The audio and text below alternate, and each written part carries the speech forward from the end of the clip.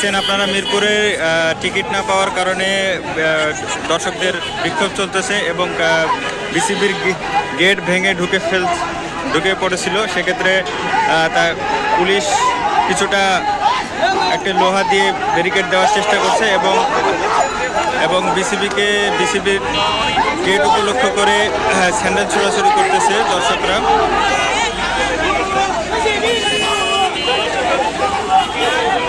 আপনারা জানেন যে উদ্বোধনী ম্যাচকে সামনে রেখে কালকে মাঠে নামবে ফরচুন বরিশাল এবং রাজশাহী। সেই ম্যাচের টিকিট না পাওয়ায় ভোর রাত থেকেই টিকিট পাওয়ার জন্য ভোর রাত থেকে লাইনে দাঁড়ায় দর্শকরা, কিন্তু 11টা পর্যন্ত কোনো সাড়া শব্দ না পাওয়ায় তারা বিসিবির 1 নম্বর গেট, মানে যেখান দিয়ে আপনার ক্রিকেটাররা